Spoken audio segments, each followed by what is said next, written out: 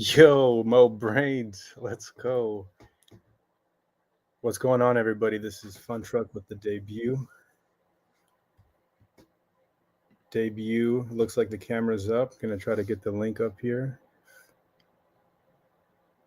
Private chat.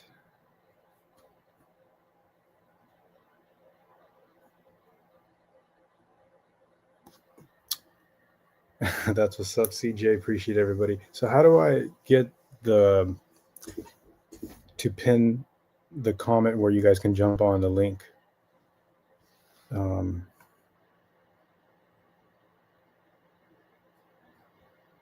here we go. Yeah, that's a referral link.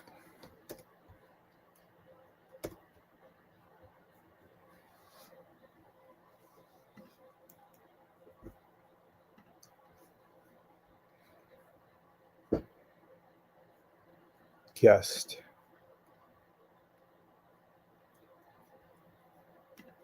How do I invite people?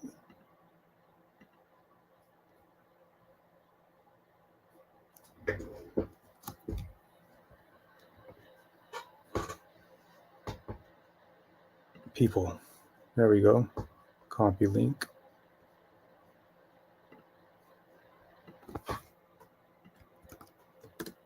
Okay.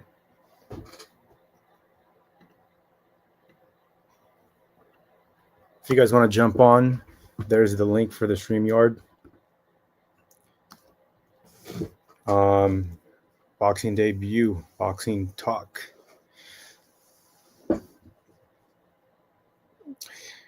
This weekend with Anthony Joshua and Jake Paul, I was having a conversation earlier. I cannot wait for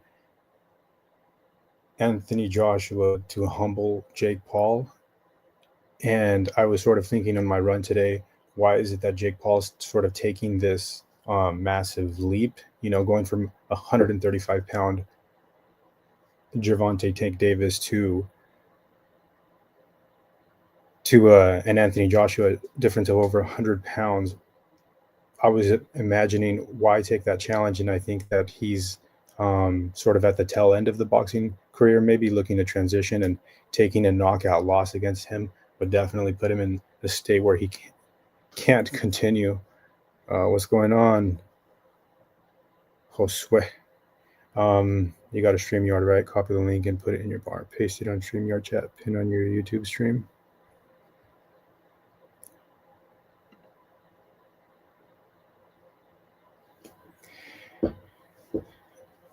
I am watching the press. What is it? The open workout. And I'm watching the natural tendencies that Anthony Joshua has, boxing over 17 years. You can tell that he's a seasoned veteran and that he's got the fundamentals down. Even though he's very blocking, full of muscle, he still has these very good boxing tendencies. When you watch Jake Paul in the open workout, he's staggering all over his heels. He does not have natural boxing tendencies. In fact, it looks like he's kind of thugging these punches out, while he's off balance. And Anthony Joshua being the taller fighter, it looks like to me that he can just come down on a jab and a cross and finish the fight. That's what I imagine happening. When you look back at Jake Paul's fights, you really haven't had anybody be the aggressor. Julio Cesar Chavez went for virtually every round of the fight without throwing a single punch. It was the most frustrating thing to watch, is Julio Cesar Chavez just kind of put with the high guard up. Nate Diaz in the same category. Anderson Silva, they're like right up there. They're not really pressuring Jake, and they're kind of letting Jake take the fight or control the pace of the fight. And Julio Cesar Chavez landed a hook that I thought would have hurt Jake Paul enough to put him against the rope, but that's all he really did, is just kind of high guard and walk towards him. Big CJ. I'm not the biggest motherfucker in the world, but I appreciate it. Yeah, man. I'm honored to be the the first panelist on your Yeah, boxing shit. Salute to of you course, you're for always welcome. you know, it takes a little bit of courage, a little bit of like a little bit of moxie, I want to say, to step out, and make your own channel, and put yourself out there. So I wanted to help, reach out and support you. Uh, Thank you. yeah. So salute. Absolutely, CJ. You're always welcome. The reason why I'm starting this boxing live stream conversation is because I think I said something out loud that stuck with myself, and I said in Marco's stream that I like talking boxing with boxing nerds. It's sort of like one of the highlights of my day. So if I can continue that here and have a platform after Marco's finished, or even just a couple times throughout the week, if I can jump on for an hour and you guys want to join, uh, we'll see. We'll see how far this can go. Right, absolutely. Sometimes for us West Coast dudes, Marco ends a little early, so excuse me, it's great to be able to continue the conversation. So that's a good slot. I like that. I like that. I try to go a little Alan J. earlier. Oh, yeah, all the West Coast, all the Cali dudes. What up, Alan? What's happening? Chilling, chilling. Yes, sir. You wanted Yes, to cuss me sir. out about something, champ? You wanted to cuss No, me out? I just was looking to talk my shit. More talking the better. Something that I really enjoy. Shout out to your stream. What's the name of it? What's the name of your? For now, it's gonna be Funtruck. Until I come up with a different name. I don't really. I'm not trying to worry about that too much. The nickname Yeah, Funtruck started when I was camping out of the bed of my 2000 camper, and I tried to create a YouTube channel, like and make videos with yeah, and stuff. But whatever. I kind of Oh like the yeah, you nickname, did so I'm mention gonna stick that. with it. Okay, that's what's up. okay. No, the Yeah, brand name will come in time. All that comes. But yeah, Oh yeah. salute.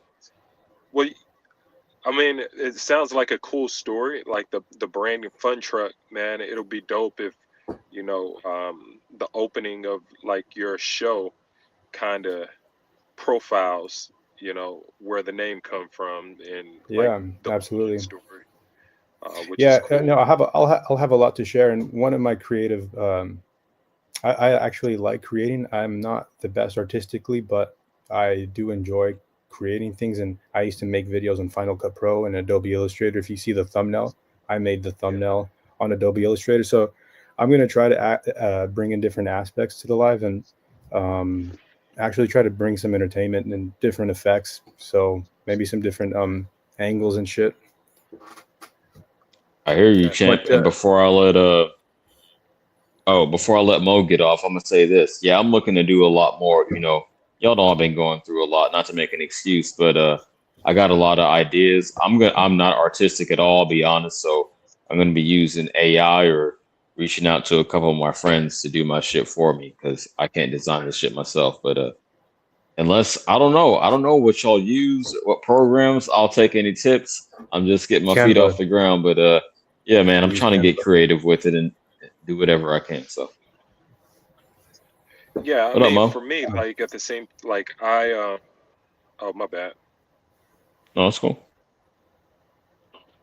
No, I was just gonna say I love being a creative myself. But right now I am knee deep into just writing and just outlining my thoughts, and I mean it's a whole lot of things that's on my mind right now. Shout out to everybody that's podcasting. I mean it's just, I mean perhaps I can get in that angle, but for me, like I'm really fulfilled with writing and getting my thoughts out there on different things, whether it's sports, plants, and I'm really into cinema music. So if anyone, Okay. read my articles out there, I have some published writings out there, but it's centered around cinema music, a little bit of boxing, a little bit of plants. I mean, those are the three things that I'm pretty passionate about myself. That's Yeah, three cool. You're things. eclectic Well, like me. I actually I got a want lot to of stay on different. that subject. Go ahead, give me three things that you're like your interest, CJ. Okay, okay. We're having a different conversation. Cool. No aggression. It's really chill over here. I like the vibe. Mm, I got so many. Okay. Some shit y'all probably haven't heard about me yet because y'all, I mean, I laid my story out there. Let's say this yoga, um, something else you wouldn't know. Yeah, gardening and cooking. Yeah, yeah, How about yoga, you, Mo? gardening, and cooking. Well, until he goes, I'm a big chess player, and I have a Strava account where I cycle and I run. So if anybody has the Mm. Strava, I mentioned it in Marco's stream, but I'm going to try to incorporate sort of a Strava group where anybody that's looking to share their runs or bike rides or swims, and post it in there. Chess, biking, boxing, and you know, being an entrepreneur, I have different entrepreneurial um, goals and aspirations. I've opened a small business before, and being an entrepreneur is something that I'm passionate about. I'm just Yeah, lacking man. sort of the main part of being an entrepreneur is having capital. Because there's so many different opportunities that can come up in my life, but I don't have the capital. And so, just to share a little bit with you guys, that's uh, willing to make it work somehow, one way or another. But I'm an entrepreneur and a true capitalist at heart. Okay, absolutely. Let me follow up with this. Probably wasn't as big as on scale wise as yours, just a sole proprietorship, but I did do computer repair. That was a little business I ran for a bit out of the house, in the garage of my house. So I have that same spirit. What I'm trying to get into ultimately is robotics engineering. Like, uh, damn, I want to give you the name of the what I'm going to call it without giving away my identity. This is my last name, but yeah, Your IP, you robotics. have to Uh, protect your IP. the dudes are so weird on here. I wish I didn't have to do that, but yeah, robotics. I want to be engineer and then scale that up into a business because I see AI is taking over. I'm already using it, so and I know a little bit about it. I've been researching it, but my life it was so bogged down lately that now I can kind of get back to prioritizing those type of things. So I feel you, champ. I have that same entrepreneurial spirit, and I know where I want to channel it. So salute to you. Hell yeah. With the channel, I want to give my boxing insight and sort of my perspective, and I would like to hear your guys' different perspective. It's one of the things that I enjoy the most is hearing how someone saw the fight. Like, we're constantly battling with each other and thinking who won. Was it a draw? And that's what sort of interests me and is making me create this channel to kind of understand different perspectives. I think it's a good thing to have an open mindset in boxing because it'll allow you to become a better coach, practitioner, or fan. It's No, interesting that I'll let you know, CJ. I also I'm not an engineer, but I'm working on outside of law school. So I'm doing two programs. I'm doing law school, but I'm also doing my master's in data science. And okay. so it's interesting to know the fact that you are an engineer, and I don't really see channels out there that's really digging into the analytical aspect of boxing. hmm I know Oh people well, I definitely know people. one knows it way better than me. Not to cut you off, I'm gonna let you finish. But boxing gyms, I've is watched so that. I've watched analytical. that. I've Yeah, watched that. but yeah, But go ahead. more, but more in turn. You remember on ESPN they used to have like sports science or something like that, Oh yeah, and yeah, absolutely. like the speed and timing from one punch to another punch, or determining the technical component of a punch that impact in terms of like this punch that landed had this amount of force from a technical aspect. You get what I'm saying? No, Like, I get you. Yeah, the actual data. No, absolutely. yeah, Yeah, yeah, yeah. You yeah. speaking Like my like I language. haven't, Yeah, yeah. and not to put it out there publicly, but just to not, I just haven't seen much of that, and I think that is a space. I mean, especially Hmm. since Maybe we're, AI could help me do that. I don't know how they yeah, yeah. I calculated mean, that, but that's interesting. I'm gonna make a note of that. Thank you. for Okay, sure, yeah. Like the Yeah, speed and CJ, that's my timing that shit. I've um, definitely seen some models out there like the boxing subreddit and shit like that. People using AI to break down the analytics of a fight from like a quantitative perspective. I mean, it's interesting, it's not to the point from what I've seen where you can really, quote unquote, tell the story of a fight. But it is very interesting to see those models and techniques applied to not even just modern fights, but like even classic fights. Like I've seen people use those kind of technologies to look at all of the Muhammad Ali fights or like old Sugar Ray Leonard fights, stuff like that, and it really No, gives you I a was gonna different say it's not perspective entirely. definitive, but it is, yeah, it is an interesting perspective. Like it could add another layer, and that's right up my Yeah, I mean, lane. and So it's I'm all glad new Alan stuff. mentioned that. I just I took a mean, note. what have we used for the analytics of boxing for the last 50 years? What, CompuBox? And it's just two Yeah, jerk that's what I'm offs sitting saying. ringside with little Or clickers. Like, yo, I got like 1,000, not 1,000,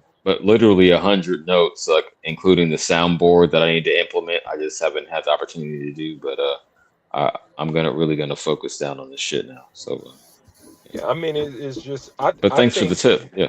yeah, I think that the modern boxing fan is a bit tired of compu box. I think that there is like the one part of the sport where you can be really competitive and challenge is CompuBox. They're trying the AI official or the AI judge, but they could have done something a bit different, like to invest in an AI judge could have been an opportunity to invest in how the AI judge um, make a decision. Obviously, we have Well, machine learning and all peep that game. stuff. Yeah, I think they should keep it on the sideline for right now. But AI, by definition, the more data you input, the more precise it becomes, right? That's why it's a absolutely, little better now than it was a few years ago. So I'm absolutely. saying, I don't know if we want to go to the point of sensors in the gloves, perhaps. But even just the punch counting, the more you put in, the more accurate it'll become. I might favor sensors. Like, I don't know, because the sensors I know that are physical, like they would be like take up too much room or might impact the like how the punch feels. It would be weird, but something to that effect, What just you have more scientific. sensors? I like that. Yeah, sensors and a glove and a mic, like a glove, a mic. There's so many ways you can go to increase the value, like the fan experience of the sport. Mm. Yeah, I'm actually very passionate about the way that judging is so um, messed up in boxing. It's the 10-9 system is Unfair. unfair, and It's maybe dated. listen. Inherently. That's why I'll I try to get push. this off. Go ahead. Go ahead. I think that there should be more judges, 10 judges, and I said this, 5 normal professional judges that have done it for 30 years, and then 5 fighters. The way that you can spread it out, so it's not going to be, you're not going to have as many robberies. And the reason why I'm so passionate about this is because you see it in the amateurs where one loss at the national tournament at their hometown will determine a fighter's crossroads, right? They may like feel so embarrassed they want to give up boxing and pursue something else, because it's heartbreaking. You throw every bit of yourself into this, and so when you lose, and you win, the two boxers inside of the ring know who wins at the end of the day, and you know that you won, and you get cheated. It's soul sucking. It takes everything out of you. So that's why you see Lomachenko cry like this a Ukrainian tough dude cry at the end of a Devin Haney fight because he was robbed, and to him, he thought that he won. Um, so I think that spreading it out with 10 judges will help robberies not happen as often, and it But Yeah, you changes gotta. the Funtruck, courses, changes I the agree courses of with your careers. overall point, and I promise I'll be brief. And anyone can go, and I'll mute up for like I don't know, 10 minutes because I got to eat. Um, so I agree with more judges, the overall concept, but I think earlier you agreed that it should be an odd amount of judges, so it's less likely we get a draw. Did you agree with that? Sure, if there's just more judges in general, I think you're going to have statistically less Okay, robberies. Okay, And and it's I'll put fine. a bow on it with this. No, Should no, it it's be fine. 9 or 11? I don't think Nine that or they 11. necessarily need a 10-point system. Because you Judges. suggested 10 judges. So I'll say 10. Would I'll you say favor 10 9 because judges or 11? I'll say Okay. 10. I'll say 10 because No, not even. sometimes No. I'm fine with a tie. There's so many times in Right. fights where you can't give a round to either fighter. It's kind of lackluster and there's not as much action. So sometimes fights will end up becoming draws. I don't know. Maybe I'm up into changing my mind on that fact, but since it's 3 So judges No, right I now, agree with agree with you. yeah, I agree with 10-10 rounds, but I think it should be an odd amount of judges just so draws are fair. less It's likely. fair. If It's it odd right somehow now. ends up a draw, Yeah, cool. But that it's should odd be right now. the rarity. Yeah. Yeah, Okay. Funtruck. As I say, I agree with you to a point. Thing is, you got to remember, man, is that you can make it 10 judges, you can make it 50 judges, you can make 101 judges. The only thing you're doing is slowing them down. So corruption is going to happen because you say we give you your 10 judges, make it 13 rounds. Every single one of those judges is going to need a hotel and they're going to need to eat the week before the fight. And there's nothing stopping Top Rank or PBC or Turkey Al Sheikh from saying, you love Devin Haney, right? Here's a fucking suite and you can go fucking have some, filet mignon on me or whatever. You know what I mean? Like all that stuff is great, but that to me does nothing to stamp out corruption. Now, I know historically there's been a lot of different scoring models throughout the different states. Like we talked about it on Marco's panel, where it'll be like some states don't have 10-point must. Some states score round by round by just like win or lose a round. Some states have 3 judges. Some states have 2 judges plus the referee scores. I think that's what they had in California. Back in the day, they had where they have those newspaper scores where they would have like a council of journalists, whatever. They would score the fight. They would have all different. There's tons of different scoring systems that have gone through in the history of the sport. So I think there's room for changes. It's just a matter of to me, expectations. Like I don't know if 10 judges are really going to change anything. You know what I mean? Like just because of the Well, corruption part of it. I think that what I would like to see, maybe 10 judges could work, not necessarily 10 official judges, but what if there is a representation of judging from each sanctioning body that's on that fight? So each sanctioning body has a judge. Um, the judges of the fight has a supervisor that judge the fight. You get what I'm saying? And also maybe the licensor of the bout has a judge. here So I you have have, if you can regulate the judges by if them making bad calls, you make 3 bad judgment calls in fights, you're out. And I actually did not think or about the suspended. fact that I don't think about the fact that you have to fly 3 to 10 judges out. So my counter to that is, how the MLB does this like review at a different office across the nation. I think what if you have a central location where you have 20 people in a room judging each and every round by watching the fight via live stream, and it goes to New York. I know that sounds crazy, but robberies do exist. No, it doesn't. The only And disagreement I have. Go ahead.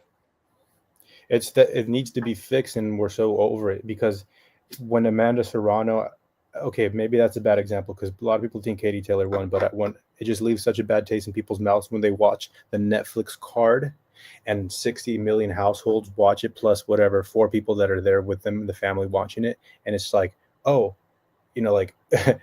boxing is a dirty sport or whatever. Like they see a blatant robbery, it leaves a bad taste in people's mouths, and they have a negative connotation when they attach with the sport of boxing and robbery. Boxing to some bullshit. That's why I'm disappointed in this Anthony Joshua, Jake Paul. And I'm gonna let HLD go, but I'll be brief and say this. I agree with I'll agree with your concept, Funtruck, but I don't know why you're against the odd amount. It just makes it more likely for a decision to go one way or the other. Yeah, you're right. You're right. I just said that there's 3 judges Okay. right now. That's an odd number, so But I'll keep it that way.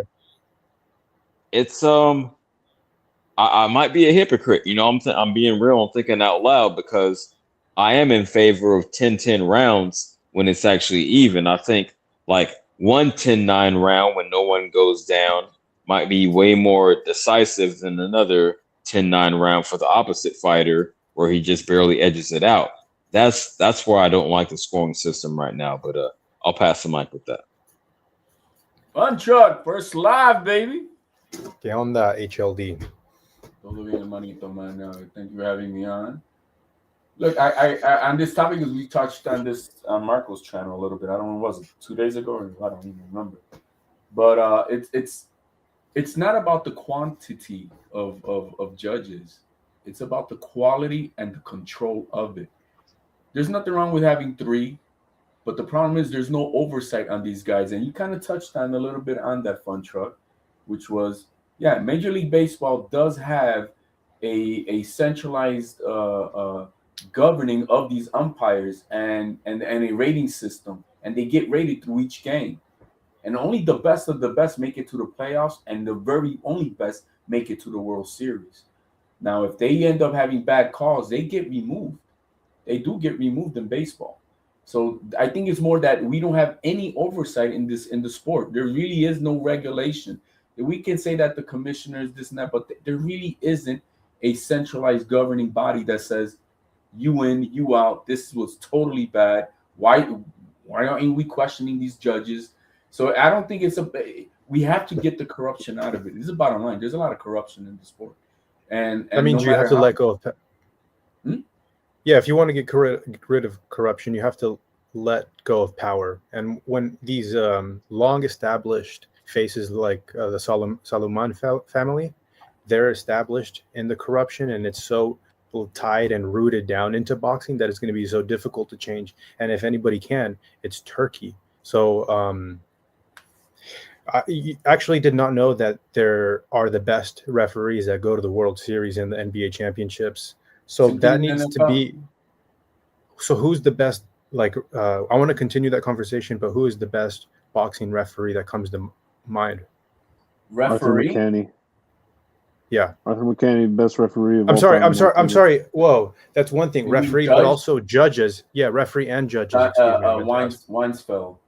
I think he's the best. He's always consistent across the board in any of one of his that I've seen. He's always like, you can tell. You could look at a fight and you can see at Weinsfeld, and he'll say, and you'll know how he's going to score it.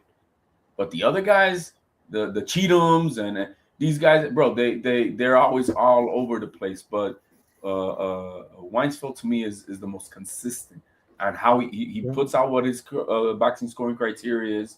And every time you watch a fight and he's on there, you already know how he's gonna kind of score the fight because he's always consistent with it. Imagine me, Harry Letterman. Imagine me being a referee for women's gymnastics, and then me going to the pool and judging free dive. That is what Adelaide Bird does when she watches Canelo Triple G and she scores it at like whatever outrageous, right? And then she goes to the UFC and fucking scores some major robberies in the UFC. Why are you judging 2 different sports? That's judging diving and women's gymnastics. It's 2 different things. You have no idea like the difference. You can't, like, I wonder what her background is in martial arts to understand that you can just kind of translate boxing judging to MMA. So I have a huge issue with her. And can you guys think of anybody that comes to mind? I'm sorry, go ahead. Any one of us could go take a training course and become a judge. Any one of us can go and take training courses on refereeing and become licensed. It's really so I'm assuming that it's through the California State Athletic Commission that they're getting these jobs, and they're getting sent to like referee and judge fights, because why can she do both? I don't understand. Because every state, you could get licensed in there. Not one license from one state is across for all 50 states. You got to get licensed per state.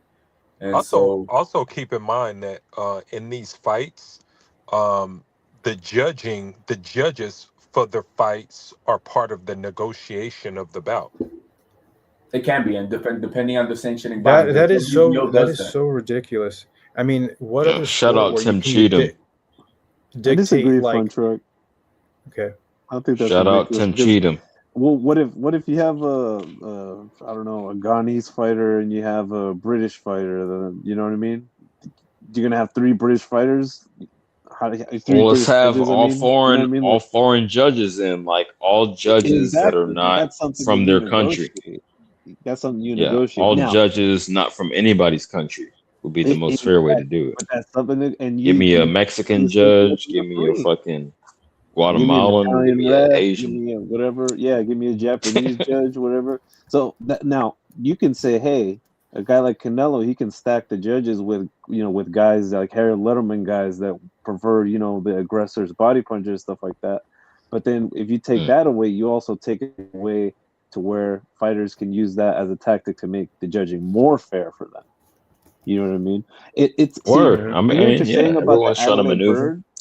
Yeah, exactly. I get what you're saying about the Adelaide Bird Funtruck, but what I'm saying is that it's not so much her that's the problem, it's the people who put her there. You know what I'm saying? Like she's put there. If you think she's incompetent, someone put her there specifically to be incompetent. You know what I mean? Exactly. Word. Like yeah, Exactly. For an someone gave her agenda. fucking per Yes, diem. for an Yeah, agenda. exactly. It's not an accident. That's why I'm Good saying champ. absolutely, it is an agenda.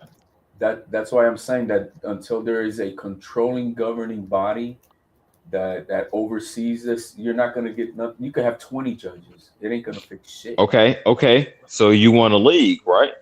You know? Well, yeah. I Well, got no problem with it. there's a reason why we're dealing with the sport that has yet to have an overall commissioner or overseer, because uh, from a certain extent, the sport is content with how things are going. You got to remember, boxing is a business masked as a sport. It's a business first, and part Like of the business, part of the betting line, like betting's been going on since the sport has Shit. first started, means this is the business. If you have a commissioner to hold up the integrity of the sport, the business will fall off a bit in their eyes. Oh, okay. Wow. I mean, it's it's not like a fucking eureka moment, but absolutely, that's a great point. I mean, I wasn't. Yeah. Okay, you got it. The business will fall off if you do it the right way. Yeah. Wow. Absolutely. Absolutely. It's like I don't. It's going to like be real difficult. boxing. What? Go ahead, Alan. no, I'm just, boxing is not set up to um perform like basketball, like at the end of the fourth quarter at zero, whoever's up in score win. Is the what makes boxing so The successful is the antithesis. Mm. yes, but the unpredictability of what may happen once the judges, the announcer, read off the scores of this fight.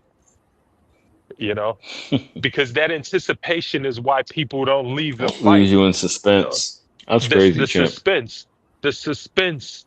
You like we assume what we thought we saw, but we can't be too sure because it's a possibility that there's people that didn't see it how we saw it. the bottom Yeah. line, guys, that once the legal sports betting came in through, I got an article you guys can read.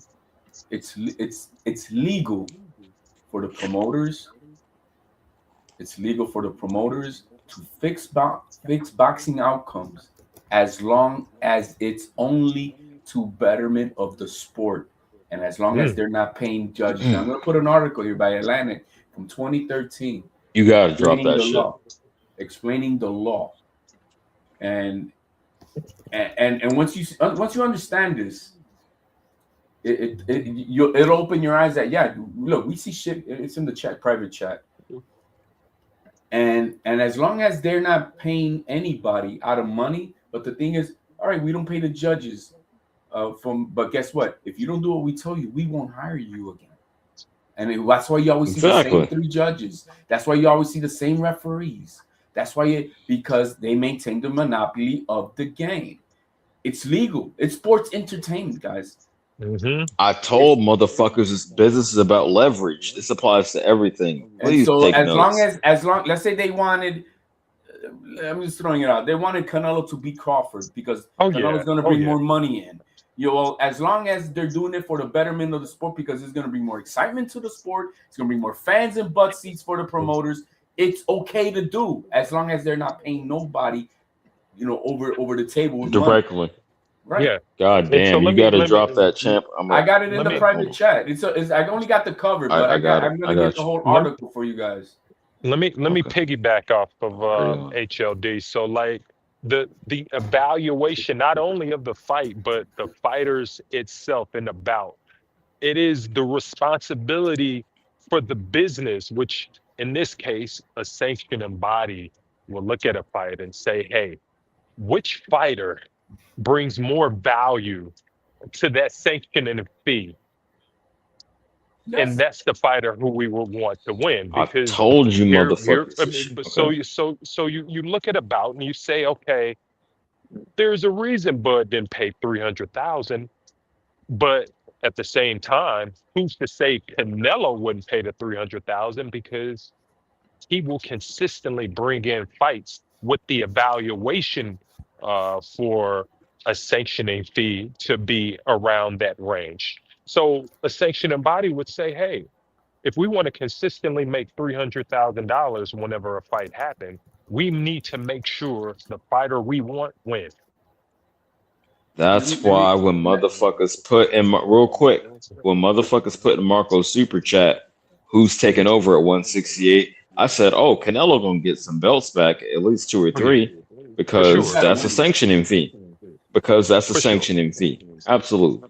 But this Hey, it's a real short CJ, part. sorry, HLD, hang on real quick. CJ, how do I get into Marco's Discord? What's the name of his server? I'll send you the link. I'll drop the link. Let me grab it. Yeah. Okay, for sure. Yeah. Peace. Yeah, it's. I mean, boxing is interesting. I mean, if Turkey Al-Sheikh was not involved in Canelo versus Bud, then it is a good chance that Canelo probably would have won that fight, because the sanctioning body would have more power, more financial power to push the deciding factor of the bout. Let me read this real quick. This is from the Atlantic, February 14th, 2013, where everybody's going about the legalizing sports gambling, and you had Harvard, you had Stanford, there's a lot of legal precedents of people who are studying this shit too. And now this is what this article brings out: when it's legal to rig a sports game and why it shouldn't be. This is by Ryan Rodenberg, and he, in a little short paragraph, he goes, manipulating a sports match outcome for gambling purposes is outlawed, but manipulating one to boost suspense and therefore ticket sales, ratings, and advertiser demand isn't. So as long as it's not for gambling, any of these promoters, any of these sanctioning bodies could rig a fight to the better outcome of what is good for them, and that's legal. Yeah, that's legal. That's WWE, WWF. And nobody wants to do because then it bursts our bubble. Well, hold on, champ, and all that. You know what I mean? But it's the truth. But you capping for Jake Paul. How am I capping? I don't know for a fact that they're doing that. Do you know that for a fact? Yeah, I'm just saying that. What sanctioning body is on the line for Jake Paul fight? None. You never know. He's ranked. You never know. Well, Jake Paul was at the WBO convention asking to get top 15 He's ranked. already ranked. I mean, if he makes a fuckload of money, the WBA is going to be like, hey, why not? No. Change your thought here. Whether he wins or not, depending on how he looks, will determine if he enter the ranking system. No, he's already in there. I'm looking at which one? Where is it? Which ranking system is it? If I'm not tripping, it's the WBO. But hold on, be back. Okay. It's bullshit. I don't think. In my opinion, if Jake Paul wins, he's going to be fighting Zerto on Cinco de Mayo. And Benavidez is going to be shit out of luck. There's no way in If hell way. Jake Paul WBO's not wins, going to give I them can't. that. No You way. can't even bring that up. I'm sorry. That is just. Well, It's I just don't see Zerto. You can't. unfathomable. Zerto is not a name. I'm telling you what I believe, and I think this is true. I believe Bud Crawford is Okay. going to fight Jake Paul in March or April. I wouldn't be surprised. He was already gonna be I signed. got the answer, champ. Jake Paul is number 14 in WBA. There you go. So For the in heavyweights, WBA will be a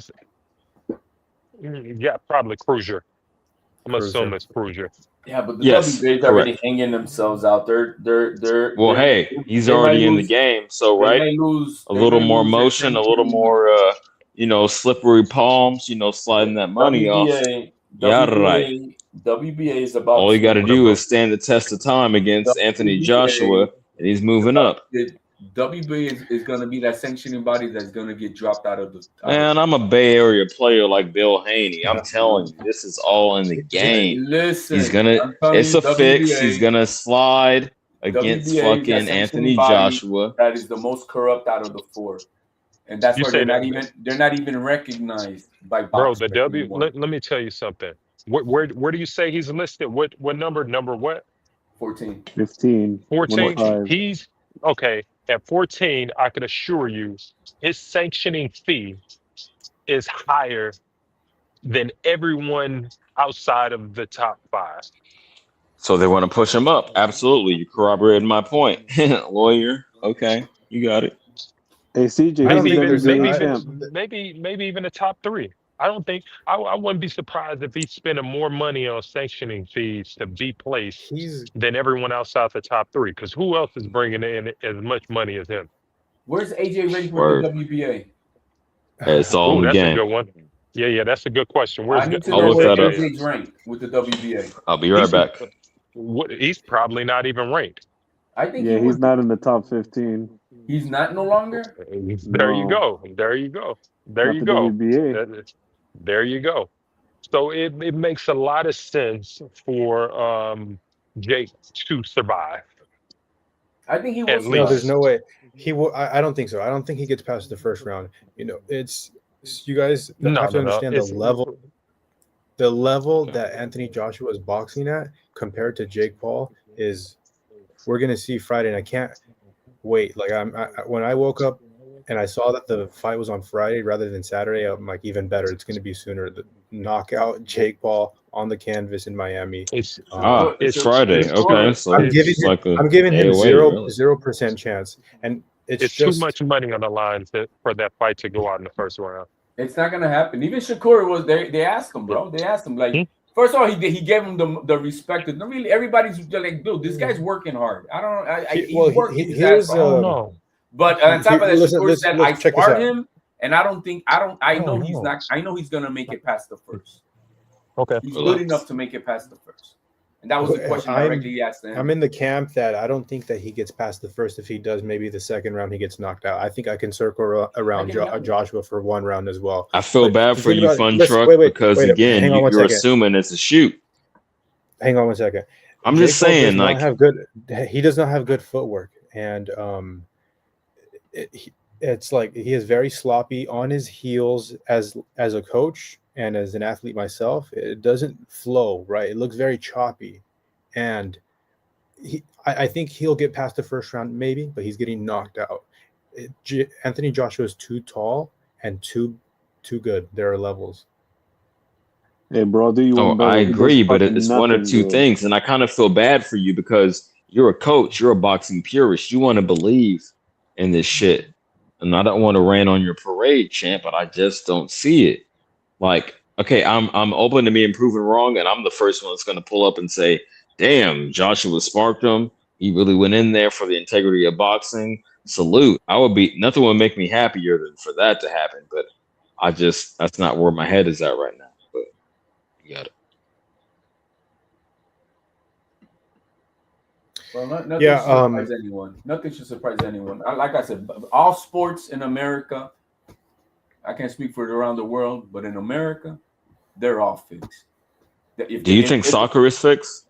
I'm not shitting on soccer. I like soccer. But if, I like but if, soccer, but I'm just saying I don't watch it closely but if enough. the I NFL think wants the football is Patriots fixed. to win, if the NFL wants the Patriots to win, they're gonna win. If they want the Chiefs to win, I they're think gonna win. This year seems like I think they're riding on the Bears.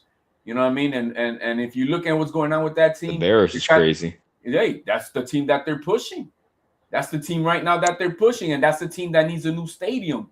And so they're gonna. It's the upstart story, but I don't think I'll take it all the way. I will say I do think the NFL and NBA are fixed to a degree. I Oh, think they when are, it's two they shitty are. teams, more when than it's a two degree. shitty teams, they'll just let them thug it out. But at the top level, yeah, They've been caught. They've I been agree. caught cheating. What are we talking about? They've been Oh caught yeah. cheating. Tim So Donaghy, and then you he know, snitched on the whole shit. that's what I'm I saying, bro. And understand. you got basketball players talking about it. Wait, is You it got 'em all- HBO that tried presenting the sport of boxing as a gentleman's sport with when they roll out the red what is it? What do they walk over? The red Carpet, fucking carpet, right? red carpet. But Yeah. but boxing is not a noble sport. In fact, it's the fucking worst sport. And I had a very good coach that taught me the philosophy of boxing, and that's why I'm able to be a coach now. Because when I was learning, not only was I learning the true amateur style, like Olympic style, which 1, 2, 3, pivot, 2, 3, 2. You know, it's like Devin Haney is an example of an amateur style boxer. But he also taught me the philosophy of boxing and like everything that came with it. Like when you have to punch with bad intentions or be all the way in, you can't be halfway in and halfway out of boxing. Like a Ryan Garcia, his training camp consists of him hitting pads in the kitchen, is not all the way in boxing. You know, where you're fully immersed. Reflex bag. It's, reflex. So, trying to put this together with the way that I was taught, I'm lucky to have had a really good coach who was just as passionate and gave me hundreds of hours of like his time. We would watch film together, and I'm trying to remember what I started talking about at first. I'm sorry, I cut you off, man. I'll fill in the gap until you got to your thought. That's okay. Get off the But no. Like Stephen A. Smith says. Mike Tyson said that the film study he did with Customato was the most impactful. You know, he really got down to dig into fucking Sonny Liston, Jack Dempsey, and these guys that were, you know, just coming forward and just pressing and like elusive, but always there, right? They're right in your grill, so you can't do nothing. But yeah, but don't expect any big changes in the sport, man. Unless there is and even when there is a governing body, they still cheat. Because the bottom line I mean, is it's the most okay to corruptible cheat. sport. It's okay to rig. It's by Like I its said, nature. how it is. There we go. That's I remember what I was going to talk about. The corrupt sport. He would tell me repeatedly that boxing is so corrupt. It's like the worst sport, and there's nothing dirtier.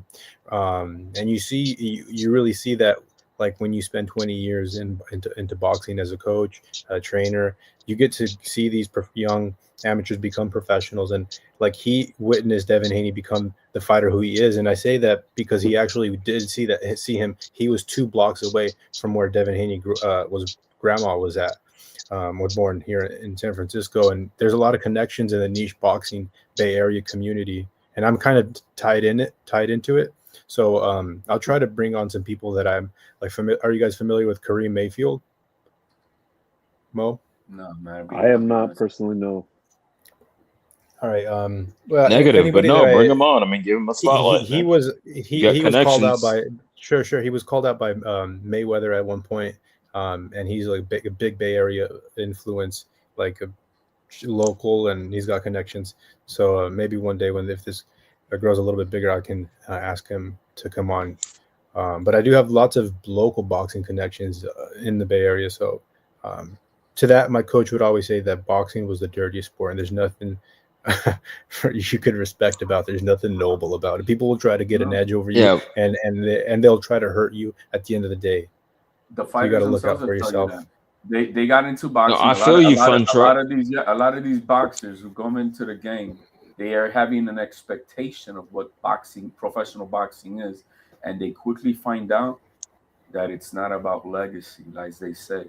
It is not.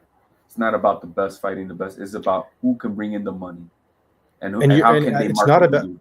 it's not about legacy because it's different than boxing is different than football because you're ridiculed so much more at a personal level. Your entire life is heavily scrutinized, and the peaks and valleys of boxing are But that's the fucking low, noise, dude. not the business. And That's the noise. that's what comes No, with because it. it's one on one. And that's why you should get paid $50 million because the valleys of boxing for you to lose are so low and be there for 6 months to a year before you get your next match. In wrestling, you can wrestle and you lose one match, you can go on to the next one, you can do it next week. And in other sports, you can wait another season, but in boxing, it's torment, to relive the knockdowns that Devin Haney. And yeah, that's what makes a fighter, and that's why when you. Anyways, I'm sorry to keep going, but a fighter who loses and comes back, you have to give lots of respect for. That, Hey, don't apologize. It's your I mean, shit. I But let disagree, me get this in. But I disagree. speaking I'll about let that, you go. you're speaking about. I'll let everyone else go. Can I you're get 10 seconds? Give me a second. Can I get 10 seconds? He's No, Funtruck, I feel you. But yes, boxing is very dirty. But business in general, I'm sure you've learned this. Business is dirty, right? But boxing is probably one of the most filthiest businesses. But it's always some bullshit in business in general. Whenever money is involved, people are trying to get over. That's my point.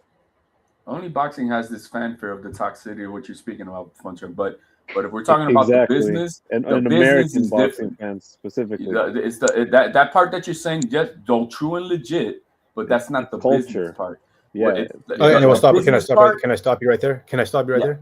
And the current generation is seeing this in real life because they're mimicking a Ryan Garcia, a Teofimo Lopez. These kids at these tournaments that I'm at, they're on their phones all day, and we all know this, that it's just this way of life that they're growing up with. And what really got me is when I started seeing these 8-year-olds match up with each other, and they would do face-offs, and people would record it, and they would go viral. And I'm like, I don't think that these kids need to do that at that age. It's sort of it was a little cringe and awkward for me as a gut feeling. It's competition, but I think their fathers made it bigger than it needed to be, and you do that as an 8-year-old or 10-year-old, it's very awkward. You're raising a spoiled child in that world of bullshit. Hey, Funtruck, if they don't start saying it now, then people will never call them the next Floyd Mayweather for the next 15 years of their career, just like they do with every fucking prospect now. Devin Haney's the new Floyd Mayweather. Shakur's the next Floyd Mayweather. Yeah, they're all the next Floyd Mayweather now, and it's just the marketing shit, But yeah, there's no other sport where you're sort of ridiculed. In boxing, we have these fans that are sort of obsessive, and we're in that category. Like we'll leave comments and stuff and call fighters trash, and they hear that because they're on their phones all day. And that's what I'm trying to get to, the point where these younger fighters are seeing that maybe you need to have some sort of business behind you. You got to have a YouTube channel or something that's bringing you to boxing, so you can have a stage, a platform, and negotiate, have leverage. So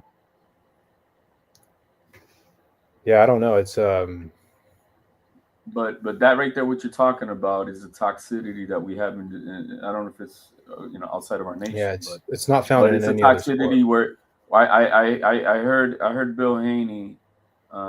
He was on where was he? He was on TBV, and there was a guy who came on, and he's like, "Oh, I got my son, and I'm trying to build him to be a fighter." And I'm like, what the fuck you mean? You got a child and you're gonna build him to be a fighter? And what I like what Bill Haney replied, and he tried to took the long road to it, but he was just trying to tell this fool, you're not gonna build your son to be this. You gotta allow him to want to have that passion to want to do it. And a lot of these people think they see their kids as an extension of that $1 million paycheck, that next claim to fame. And then that's where the toxicity comes into these kids, where you're showing them making video clips 8 years old, trying to be the face-off and all this bullshit. And that's where it's all wrong. Same as you, though, right? You try to live vicariously through your son with wrestling. How is that? No. Hey, wait. I want to continue on that subject. This weekend, Gabriel Flores was, in fact, I think the youngest boxer signed to Top Rank. Maybe. No, it was Andrew Zay's the youngest at 16. Okay, but 17, he was one of them. Right? Yeah. Maybe I think he was 16. But Gabriel Flores is exactly and a true example of what I'm talking about. He was super hyped as a 16-year-old amateur, and He's the bus. you see him just kind of his career play out. By the age of 25, he's gotten in some heavy hitters. The Venado Lopez knockout or fight rather is a ass whooping, and he fights in Stockton, and he was this 18-year-old who was calling himself the king, like Stockton Yep. King, and it was very cringe. And then you see it play out, 10 years down, and His own father's at that fault, though. right. And so more respect to Bill Haney, but the fact that these young fighters are being propped up to be these like showcase fighters, it's like fathers taking their kids. Sorry. Dog fighting rather. It's like they're so proud of their little fighters that they'll do anything for them, and they'll let their kids manipulate them as they want, because this is a trophy. You walking around with a fighter. It's a different environment until you get it and you see it firsthand. Yeah, in our gym with my son or in baseball, we get these type of guys like that, and we escort them out. We don't want. It's super intense, CJ. If you've ever been, like, if you go to not a high level national tournament, it's very intense. There are camps, and there's long lasting rivalries between camps and fathers. So these fighters like Devin Haney and Ryan Garcia, they grew up fighting each other. Shakur and Keyshawn are cool because of the amateurs, right? So you can go 4 or 5 years where you're facing the same fighter at the national tournament. And it's a lot of money involved in these amateur bullshit. There's a lot of money involved in it because of all these teams that leave. Did Turkey fly out to Texas? I think they were going to go out for the only two guys who flew out for that was Dana White and Khan. They're the ones who went to Texas for USA Boxing. Wow. Bud was in Saudi Arabia. Wow. What a move. They went to a national tournament in bumfuck Lubbock, Texas. That is me. They're trying to get to the foundation of the sport. Yes. That's where these true generational goats come from. The amateur USA boxing circuit. Muhammad Ali, Andre Ward, can you guys remind me some other really good? Exactly, everybody. All of them. In order to be the top great, guys. you have to have. In fact, actually, there are very few that had a amateur career where they didn't have a lot of fights, or a successful amateur career. And Sergio Martinez, a southpaw, is one that comes to mind. But you can find that more in the heavier weight. They got to come from Merced, California, someplace like that. Merced, California. That's where a neighboring city where I grew up to, and a lot of fighting is going on in the Central Valley, and a lot of true amateurs are coming out of there, and it's a grooming area for good amateurs. Oh wait, were you in Fresno? I thought it was Merced. I thought I heard you say Merced. No, yeah, right next to Merced. But when it comes to all these amateurs, there's so much money involved, because then you got to join these leagues, and then you got to do the travel expenses with them, and bro, it's a lot of fucking money. I spend a lot of money with my son. Oh yeah, there are 3 or 4 national tournaments a year. And you're traveling. I mean, I'm easily at the end of this wrestling season, I'm going to be easily out about $6,000. Easy. Oh, that makes sense. And forget about baseball. Forget about baseball. Looking back, shout out to my mama. If you want to do baseball, and you're one of these parents that think, he's going to be the best, bro. These fucking leagues and training camps that you got to send them out to, and they got to. Bro, that's crazy money. So there's a lot of money. Yeah, traveling all-star team. Yeah, I used to be pretty decent, man. It's a lot of money involved. So it's bro, it's not as none of it is pure. None of it is pure. And obviously, if you're one of the big ballers, and I'm not, shit, even at that money, I'm not. If you got more money to bring into the table, yeah, they're gonna put your son on that team, and that's the way it is. So it's not a pure system. It really isn't, Yeah, and boxing, these boxers are very accessible, right? So you can sponsor a boxer when they're, up and coming 10, 12 years old. So you can start grooming a professional. That's what Mayweather was doing with a lot of his fighters, right? I think there's stories of him giving Tank, Tank and his father hundreds of thousands of dollars prior to him like actually moving to Las Vegas. So you're kind of like, yeah, there's a lot of money involved, HLD. and that's the uh, problem. And so it's not as pure. You know, the only pure that I get out of it, with like I said, I'm going to use my son as an example. When it comes to it, is when it's schools against schools.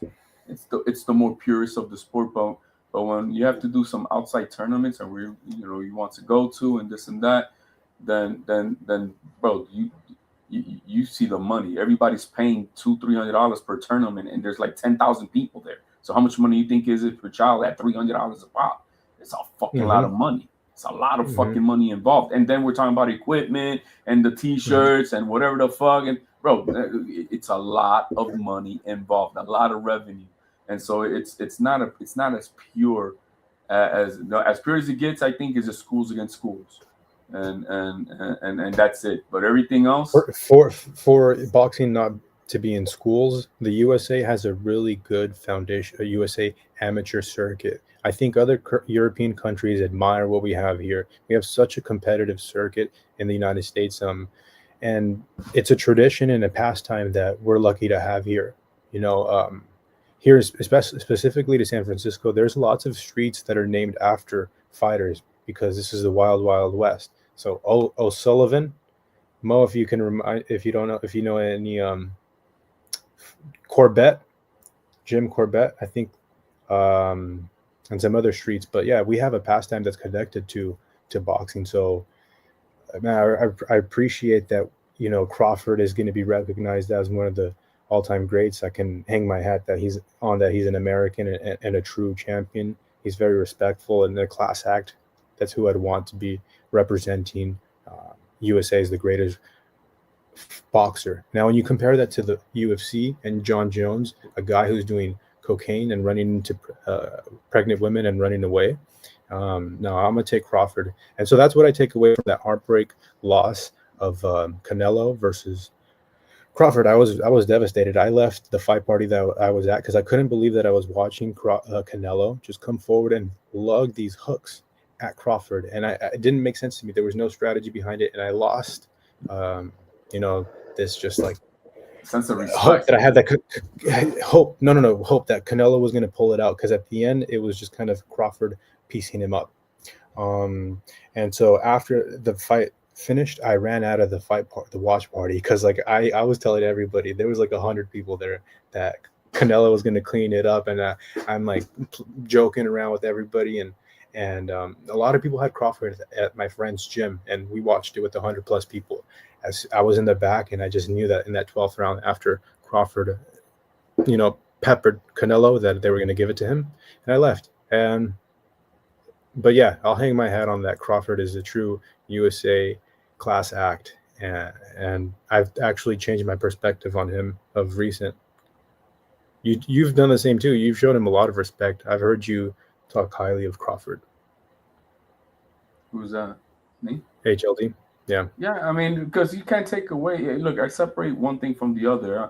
I don't I compartmentalize things. I don't put everything, conflate them as one thing.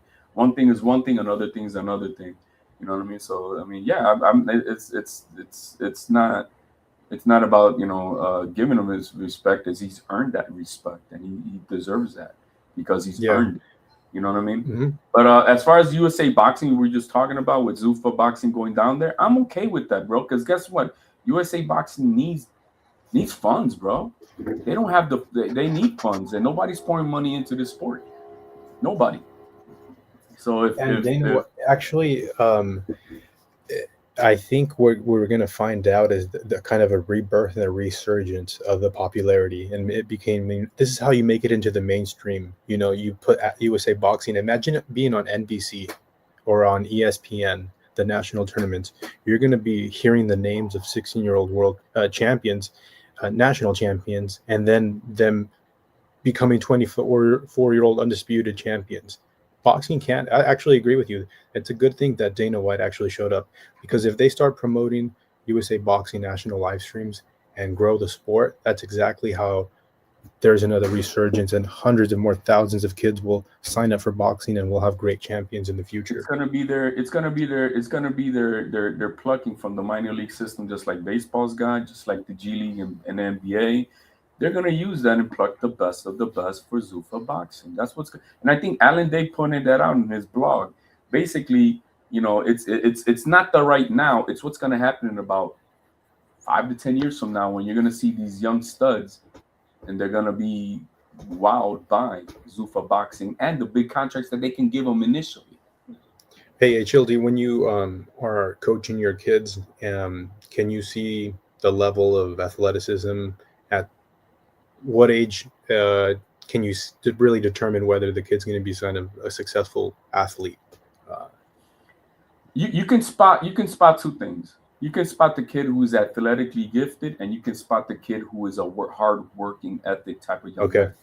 And Good there's the two answer. differences. But can you tell that they're going to be great? No, I can say that, and I don't even put that pressure on my son. I mean, when it comes to sometimes baseball and wrestling, they kind of like overlap each other and coming into the late winter and spring, and you want to do both, and it's like, bro, you want to do both still, son, or which one you want to do? My only thing that I have with him is that if he chooses that he wants to do both, that means you cannot quit on your team, and you got to give it your best. You cannot. Is he in high school? No. Okay. No. Does he do duels, like where he wrestles another team? Yeah, right. We had tournaments with schools. Just last Sunday we had an informal versus another district and stuff like Yeah. that. But when it comes to that, as far as being it's just you're gonna give it your best, your efforts in practice, and that's that. Outside of that, whether you win or lose, I could give a shit. I really can. So is this the real Alberto stand up? I actually agree with you. You don't know who's going to be great, but you can kind of tell who's going to be special. In fact, that my 10-year-old that's a 4-time national champion, I knew that at 5 years old that he was very special. Like, he wanted it more than the other kids, and he had this just boxing attitude from the get-go. And so I know that it sounds so strange, but now at 10 years old, he's the number one 10-year-old in his intermediate group at 75 pounds, if anybody wants to look him up. And I hope that he becomes a world champion. But he's got a good father that lets his coaches take the role of trainer. Oh, and his father takes a step back. I was 25 years old when I got the kid, and his father was like, do whatever. And I got him to sparring, but very light sparring at that early age, but I got them used to being that high intensity level where we would play spar, and then right around 7-8 years old we started to pick it up. But yeah, I'm glad that I have this perspective and look to share this with you guys as 10-year-old national champion that I think is going to be a world champion. He fights like a Virgil Ortiz, but way smoother, and it's crazy. I'll pull up some clips of him later on, but yeah, like, my reason for my son being in sports, one is because he's an only child, and I wanted him to learn the camaraderie of teamwork and all that stuff, and have other coaches and other men. It's the best. It's the best base for you because wrestling teaches you so many life. It's the best to me. There's nothing better for me. And did you wrestle? Yes. Okay, and then boxing teaches you something else. Having done it for 10 years now, it humbles you more than anything. Actually, I think wrestling, you can kind of get away with a lot, and your chest is still kind of up and out. But boxing humbled me like a motherfucker, because I knew that there was 17-year-olds that were at the same weight of me that could pepper me, my fucking headgear fly off my face. I knew that's the reality. Man. Everybody gets humbled. Yeah. Everybody. Yeah. You may think you're the best pitcher in your whatever little league you are, and then you got another team who's this guy's the baddest fucking hitter in the game, bro. He's gonna whoop your ass on your fastball. Same thing in wrestling. The thing that I got in wrestling was for to learn how to stand your ground, to know how to take punishment and give it, and not be weak about it. That's what I got him into the wrestling part, to be more of a man. Yeah. It's the Not best too delicate. foundation that I'd recommend for anybody, because it's not as intense as boxing where you're taking the head trauma. But every fight ends up on the ground, and so if you know how to get to the ground, get up, and be familiar with manipulating somebody else's body weight, you're going to be okay in a fight, in every fight, in fact, because the wrestlers' hips are going to be higher, so they're going to win scrambles, and you're going to end up on top to beat someone up. But boxing, I'm going to bring it back to boxing. Boxing is the boxing ring is the four walls of truth. Whenever a boxer steps into the ring on a Saturday night, you're going to see what everything leading up to the fight and the nerves and preparation come out in that ring. It's a very vulnerable area, being in the boxing Any ring, because one-on-one combat sport is that. Any. and yes, combat exactly. But you're letting your nuts hang out in front of everybody, really, because you have the ability of getting knocked down. I think Jake Paul's getting get knocked the fuck out, and I applaud been in him front for of stepping. 10,000. I've been in front of 10,000 fans all up in the fucking universities where they be having these tournaments for these kids. And bro, I'm telling you, the rafters are full. These kids get that shit early on. And at least in the world I'm in. Now in baseball is a little bit different. It's more family orientated and stuff like that. But in wrestling, shit, you go to any of these universities when they're having a tournament, and you got 10,000 fans up on these rafters. Well, I don't know where you're at. I think you're in the East Coast, maybe Florida now. Like, is that the general area, the South, some Republican state? HLD. I'm gonna. He said Republican state. I know for a fact, bro. That's funny as hell, bro. It's the thing is that any combat sport will get you those things. It humbles you. You know, it will humble you because it's a one-on-one thing. It's only you and well, in wrestling, it's you and the other young man on the mat with one referee, and nobody else can help you. You know, well, so I say boxing humbled me, but hang on one second. I will say boxing humbled me, but it does inflate other people's egos, like an Edgar Berlanga, who went like so many knockouts when he was just fighting bums.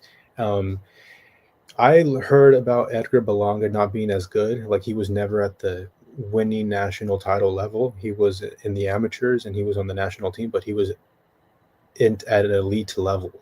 So I knew that he was being propped up to be this character, and boxing is about entertainment and the money, right? So and from coming from out of New York, he had this momentum behind him. But when Shiraz knocked him out, you see that someone met him halfway, and that's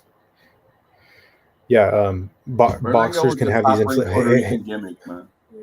Yeah, well, what I'm trying to say is that these boxers can have inflated egos, and they can be thinking that they're way better than any other boxer, the greatest shit that ever lived. Because I'm telling you, at such an early age, you're getting your shoes tied for you, your hands wrapped, you're getting everything done for you. So boxing actually humbled me, but I don't think is the same for some fighters. No, because I come from a sort of martial arts background where I've done jiu-jitsu too. Does it get any more humbling than that? Does it get more humbling that you could be 180 pounds and you got a dude who weighs $120 and kick your ass in jiu-jitsu? Well, if you're if you have wrestling background, you're gonna be okay in a fight in a jiu-jitsu tournament. You're gonna lose. But there are ways. I've seen 120 pounders in jiu-jitsu whoop on big boys. Yeah, no, it's happened to me. Absolutely, 100%. Yeah, but yeah, boxing, the sweet science, the game about chess. Like being one step ahead of your opponent. Devin Haney wasn't one step ahead of Brian Norman, and in every aspect of the fight. Psychologically and physically, he was better at the weight. He was probably 15 pounds heavier than Brian Norman. And when you hear Brian Norman Sr. say that he's 3 days out before the fight, that he's only 5 pounds over, you're like, what the fuck? Devin Haney for a fact is 20 pounds over the night before, or not 20, but maybe 12 pounds, of water weight. Devin Haney lives in Vegas, where the UFC PI, and there's just the best. It's a fight hub central, so they have the best nutritionist, and he's been a champion for so long, where he's familiar to dietitians, and then you know this, HLD, that at the very like last day you're cutting the last 10 pounds of water weight, so you weigh in, you're at that weight for maybe like 2 hours, and then you're rehydrating. I mean, Devin Haney was at that part of the country way before Brian Norman showed up. That plays into effect. No matter if you're training for the time over here, you're not getting used to the air, the travel that it takes for you to get over there, the jet lag, the people, the food. What if you eat something you're not going to get over? Drinking water will sometimes give people stomach issues when they travel. So all of that is what boxing's about. Like, being steps ahead, and not just the physical fight in the lost boxing that ring. fight for his son. Senior lost that fight for his son. I didn't like his preparation. I didn't like what he that they got there on that Monday. I don't like the instructions. He lost the fight for his son at the end of the first round with them bullshit as instructions. And so there's a lot of there's a lot of little details that I just did not like that led up into that fight that I think Senior blew it. Senior blew it for his son. Entirely. I hear you, HLD. I feel you like going out of your way not to give Haney credit for moving up a weight class and taking on the quote unquote boogeyman. So I feel you. I get your motivation, rather. What? That's cool. Bro, Am I misreading the situation? Get your feelings out of your ass, bro. That's what you need to do. Again, I'm neutral on Haney. I just call it how I see it. You see it? What? You want me to be a? I see you full of bullshit. Yeah. Okay. Anyway. Yes, sir. I'm back. I don't know. I'm trying to get fucking Funtruck shit cooking. God damn, y'all too calm up here without me. Anybody I gotta in here? fucking put some spice in the pot. What the fuck? Let's cook. The spicy. See, this guy sees me how I'm talking with you guys right now is when I'm talking to the other channels that I go to, and that's just how it is. But when I'm Marco with some knuckleheads like CJ, then it turns into something different. That's not true. I've seen you cutting up on other channels. Don't do that. No, you don't. I mean, I pull up on a few spots here and there. Do what I can. You seen HLD before? Hell yeah, I be seeing HLD. Okay, and is it me that brings it out of him, or is it just his nature? No, I see where you be. You be on Mills. What is his name? Mill City, but I be also on Clay. I be everywhere. Yeah, I see you on Mill City. I talk my shit to you on Mill City here and there. I know Corey Spink, so when he on, I pop in and talk my shit to Corey here and there. He was my next door neighbor as a kid. Is that right? Yeah, that was my neighbor. Me and Corey Spink's tag team to cook. We cooked the hell out of Schofield Jr. Yeah, him and Cunningham. He lived with Cunningham growing up. Mr. Talking about Cunningham. Wait. Yeah. Hang on 1 second. The fact that you were able to be on the same interview with Floyd Schofield Sr., like that's how accessible fighters are and boxers are. Like, do you have connections to Tio HLD? You said you like us. Are you related to him at all? No. It's a whole new world. You can damn near talk to anybody right now except Michael Jordan. There ain't no way you can get in touch with that motherfucker. Everybody else. Funtruck, I'm let you know you're that close. Let me say this: as a brand new content creator, you're that close. I'm like, I could have a Norman interview. I'm not guaranteeing it, but a Norman interview possibly next week. So. Yeah, man, it doesn't take that much. Not Brian Norman Jr. Senior, Norman Senior. Either, both, possibly. Oh, okay. Damn, wow, that's pretty slick. I mean, I had to fall back for a second, but I'm right there. Yeah. Wait, now I remember what I was gonna say. Brian Norman Sr. was going in with stock chasers on different channels, right? Like stock chasers chasing him around in different channels, and I'm like, I'm thinking about Literally. it. Okay. If I'm a coach, I'm gonna be doing these interviews for publicity and to go back and meet Bill Haney halfway. I think actually him bringing that sort of dynamic to the fight made it more interesting. Because then, yeah, etc.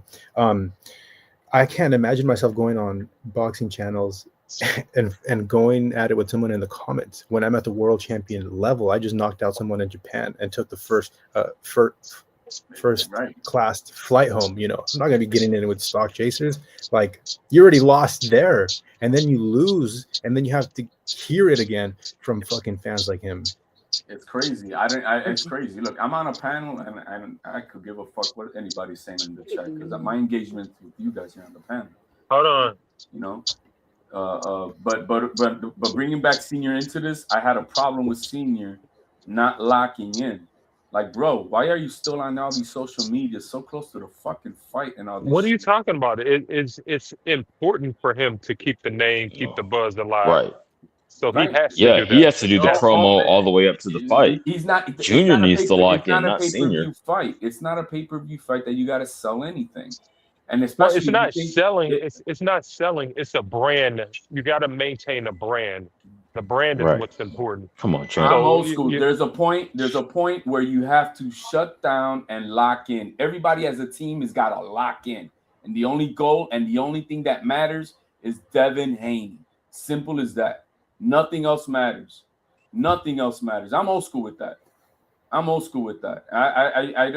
When you have one of the biggest fights of your life with the biggest payday, Champ, I get it. There's a point that you do that, but man, you're coming up to the fight and still you're talking on Mill City the day of the fight, the day before the fight.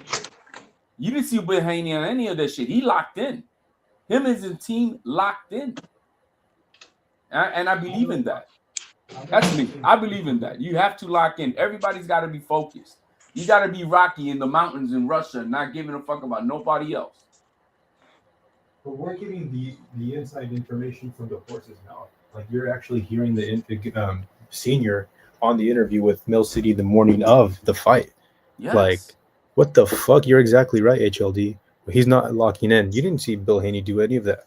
No, he locked in because this was a do or die situation. If Devin Haney would have got knocked the fuck out, that's the end of Devin Haney. That's the end of Devin Haney because Turkey's the only one who's paying his check. Turkey's the only one who's paying his check. I know you love to believe that. I know you would have loved I for don't that to believe be that, the man. case, but I don't unfortunately, it believe that, didn't man. happen. Not making no $10 million, he ain't. He made $12 million.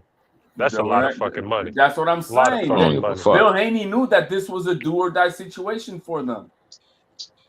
I'm talking about the fighter's profile and like what fights he can get, opportunities he can get going forward. I don't give a fuck. They're not paying me. They're not paying me, man. I don't give a fuck about none of that. So. And you got to also remember too, by Senior being out everywhere and just lifting their profile, win, lose, or draw, getting trolled is also maintaining the brand. He knew that win, lose, or draw, he had to respond to the trolls. That's crazy. That's a great take, Valente.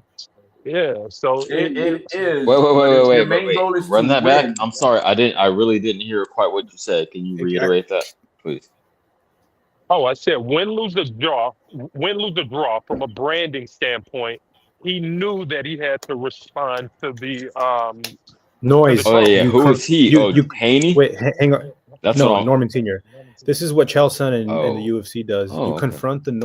You show up to the press conference if you get knocked out, whatever. You talk your shit before, and you show up. And Alan said that he showed up right after that happened to all the interviews, and that's in fact what you do to continue to build the brand. Win, lose, or draw. Because I want to see. I want to see Junior.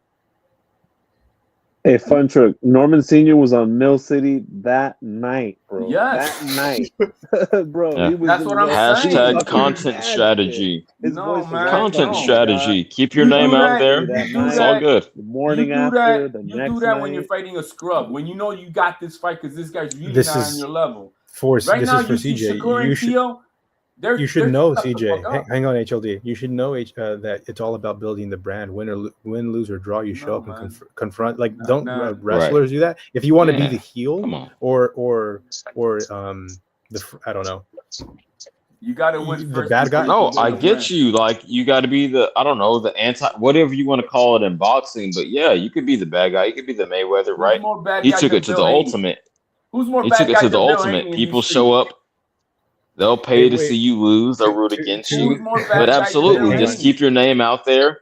You know, keep ruffling feathers. I Who's mean, more it's all bad guy good than on Bill either side of Haney the in these game. streets? Who's more bad guy The than Bill Haney. Haney in these streets? And he locked in. Not current. No one currently.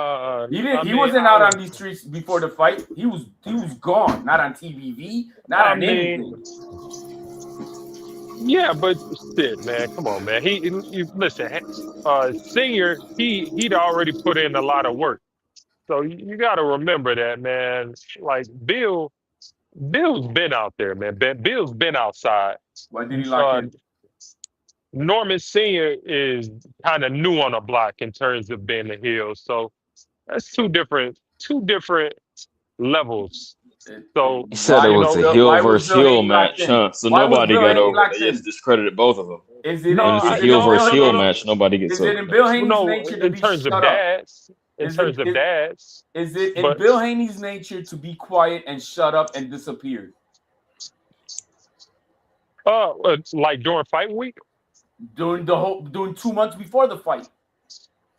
2 months. You He was tripping. not on the He boxing wasn't court for maybe 2 as months. loud as he was, but he He was wasn't not just on the ghost for boxing 2 court for months. over 2 months. Actually, That's too much even sauce. Ness was thinking that he was Eh, that Bill well, Haney but was you, well, about but I'm not. you, I'm but not you, over there. I can't but speak to you, that, but he wasn't just ghost for 2 months. He was I gone mean, for 2 months. but you giving these dads too much credit as like cornermen. Man, at the end of the day, like there's a team involved, and the team is responsible for the client, the fighter, doing whatever they need to do in preparation for the fight. It's not directly responsible for the dads. Like Bill and and Senior, these guys, like they have a role, and there's other people within that team also have roles. So it is what it Shout out is, to man. I don't. Bill Haney. Yeah, they Bi- created a lane, in like promoting yourselves, going on to the people's channels and conversing with people with like fucking channels with 50 people or less than, that's something that you don't see other world everywhere champions now. in other sports. He's Well, everywhere they're- now. Now that he got out of the, Yes. the cooking pot that he's in, Bill Haney's everywhere now. But he But wasn't. DHP He wasn't there for the prior 2 months Yeah, of this fight. Yeah, I got to remember DHP is a actual business. They're actual business. They're a promotional company. They're a real promotional company. Right, and running your own lane. That's that Oakland They're- hustle lane. Let me speak on this real quick. I got some insight because Too Short and then E40 in the Bay Area were the first to do the independent rap selling tapes out of your trunk. So we said, well, fuck it. We can't get a major deal. We're going to do this shit ourselves. Then we're going to demand a high price because the supply, the demand in the market in economic terms, the demand will be high because we sell a lot of units. So we can demand a high price. So yeah, man, we just have that hustler spirit, independent. So I'm with it.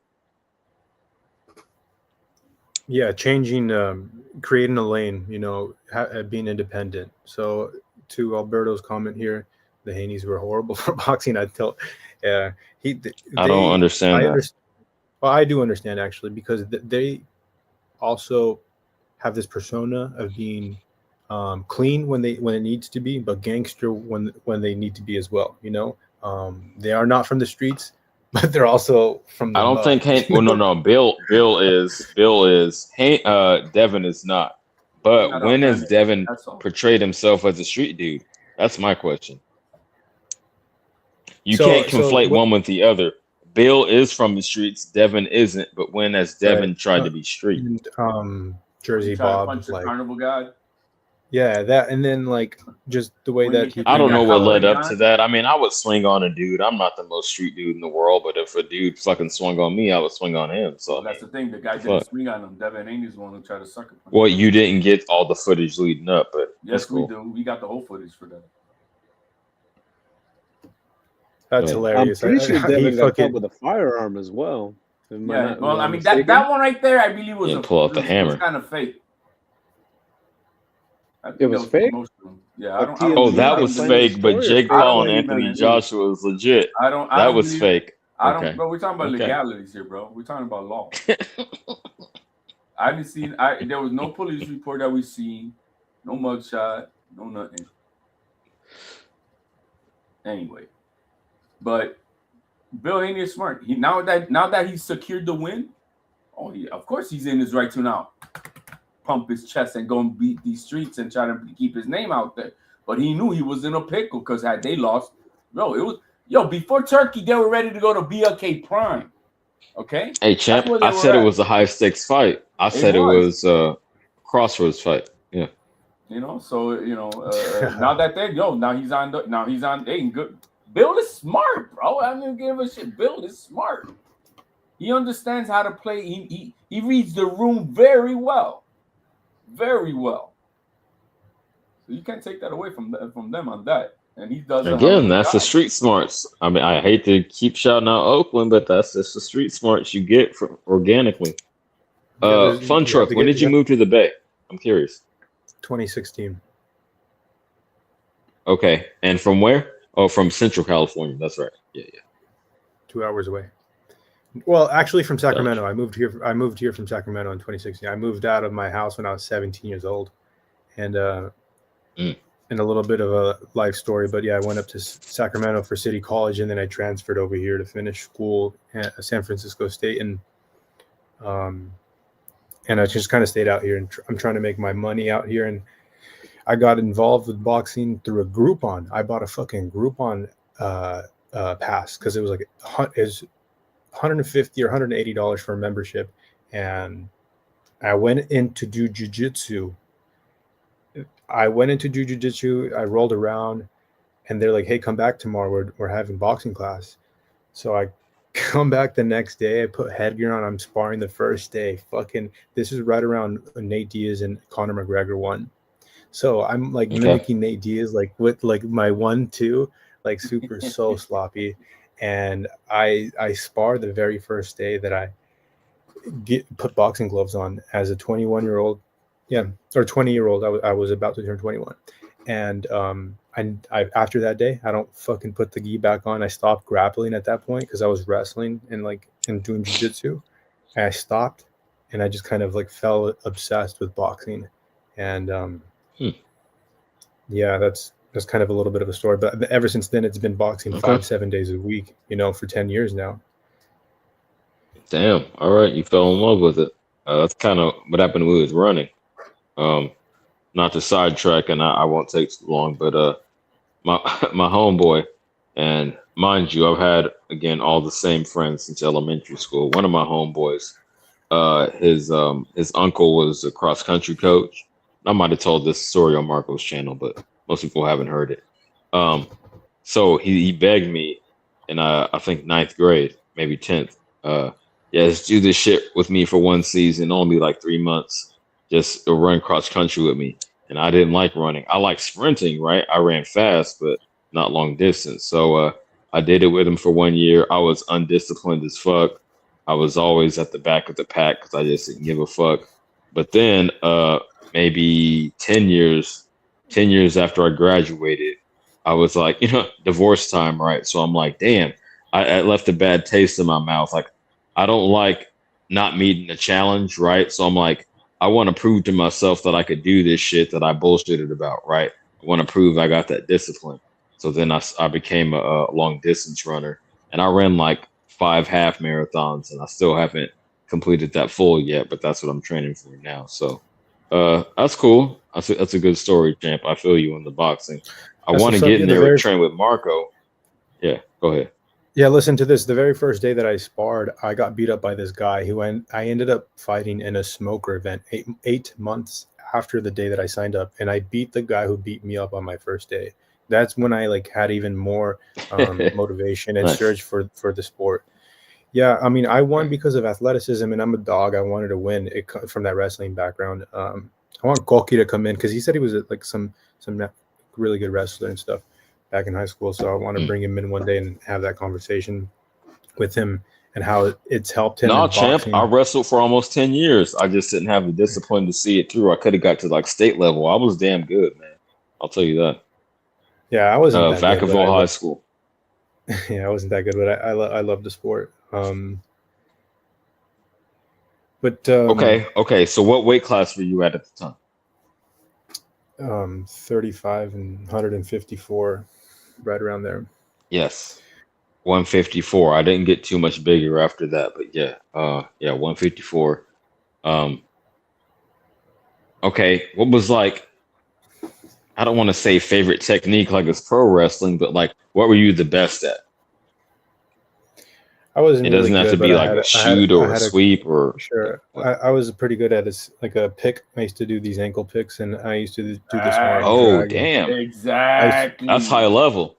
That's nice. Okay, yeah, I like so that. I would do this Russian arm drag. So I'd grab the wrist, grab the elbow, I'd pull it as hard as I can, and then I'm like my head's in their temple, and then from there I just let go of the elbow and the wrist, and from here I just go here and pick up the Yeah. ankle, I can picture and it in my head. I know exactly what you're sweep, talking about, and they champ. fall Yeah, right back on their head, on their back. absolutely. Let's bring it back to boxing here. This My bad. weekend, after this fight, is there any other big fights in the calendar year? I'm sorry, Yes. before the In the calendar year. Hmm. Yeah, there's a big Japanese card in Saudi Arabia, the one that I got on my profile pic. They're gonna have Inoue versus Picasso, which was postponed from I think May. And then there's Nakatani, and there's a slew of a bunch of other big Japanese names that nobody cares about. But I'm excited for the card. I think it's gonna be a pretty good card. Inoue, he's one of my favorites to Hardcores watch for the hardcores. for the hardcores for sure. I don't know, man, because I mean, maybe you are, because I've gotten up at fucking, 5 in the morning and shit to watch this damn fucking. I've done it all. 4. I've done 4. Yeah, something like that. Bro, I didn't even sleep after the Canelo fight. You're in a different time zone. I know you're on the East Coast, champ. Wait, what'd you say, Mo? I said I didn't go to sleep after the Canelo fight to catch this fucking cocksucker's shit on Facebook for free. And he was just boxing, doing his little lateral movement for 12 rounds. He 12-0'd the motherfucker, and I'm like, oh, this is what I fucking stayed up for. I wanted him to just go destroy that guy. Yo, Mo, I stayed up all day, watched Crawford Canelo. I went live after the fight, immediately after. I got sick. I did it up that weekend. Yeah, it was crazy. Oh, bro, it's brutal. But I got my 1300 though. That's what's up. Yeah, Yeah, exactly. I don't want All to. night. I don't want to place. I don't want to place a bet of that size on a fight because it kind of will take away from me as a fan. And betting is not legal here in California, so you have to bet with someone or find a bookie to do these for you. I'm kind of glad that I'm just a fan of the sport and I don't have interest like money riding on the fight because it will determine whether I have a good or bad day. And I'm in it as You think a fan. it would detract from your enjoyment? I disagree. Absolutely. I'm just like an impulsive kind of person. If you lose $20, yeah, you lose $20 on a bet, and that feels like it's a gut punch. Even if it's $20, you're still thinking about it. And it's 2 things for me. I don't know. I've had 10 more years. I'm not saying I'm rich, but I don't have any kids. I'm okay, right? Give everything that's going on, I'm okay. So me putting up 1,000 here or there, like once or twice a year, is not going to kill me. So I'm just for sure, fuck bro. it. It makes it more exciting to me, right? So that's what. And if you have, I'm not doing it all the time. I don't bet because it distracts me from the fight, of enjoying the fight in itself, or any of the sporting events for that matter. It's that, and plus what I just read to you guys. And if I do, I will pick underdogs. Yeah, no, for sports sure. Are corrupt. You know what I mean? So I can't trust the outcomes of what they are, no matter what. I don't. With the whole, like Funtruck said, we can't bet in California, so I got to do it through YouTube. So you asking me to, accept Vegas odds, HLD is out of pocket because I couldn't do it if I wanted to. I don't even bet. But since you pushing it, then it's gonna be my way. That's all. It's gonna be my way. That's all. You want it to be one way, but it's the other way, like old boy said in The Wire. But since you barking up that tree, then you gotta apply it my way. That's all. Hell no. I ain't been in Sports the betting. Here's the thing about sports betting. It's kind of overtaking the younger generation from like my age, 30, and all my friends are It sports is. betting. It They're is. finding a way to sports, and it's like Hmm.